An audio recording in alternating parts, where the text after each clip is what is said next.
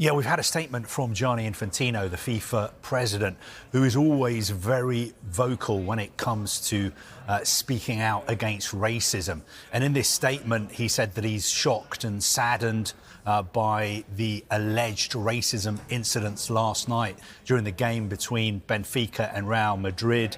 He says there's absolutely no room for racism in football, and those who are responsible must be held to account.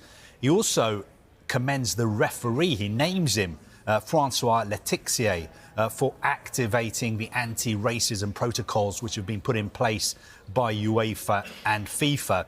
And he finishes off by saying that FIFA and football shows full solidarity to victims of racism and any form of discrimination. He says, I will always continue to reiterate no to racism, no to any form of discrimination. So very, very strong words from the FIFA president, Gianni Infantino. I suppose some cynics would say we always get strong words from FIFA and UEFA, but strong words doesn't necessarily always translate into strong action. Speaking of actions, UEFA has launched an investigation now. What happens next?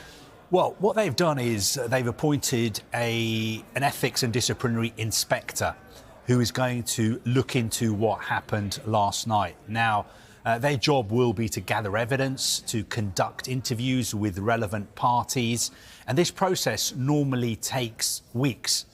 I wouldn't expect it to be done very, very quickly.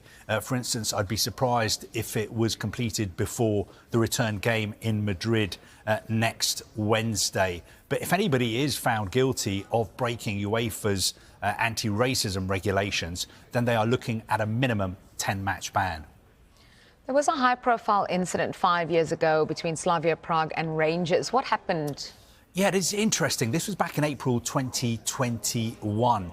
And it was a similar kind of incident in which the Slavia Prague player, Ondrej Kudela, he was accused of racially abusing the Rangers midfielder Glenn Kamara, and he also covered his mouth as well. Now, from beginning to end, it took 27 days from the time of the incident for the player, Kudela, to receive his 10-match ban. So it took 19 days for him to be provisionally given a one-match suspension by UEFA and 27 days for him to receive his 10-match ban.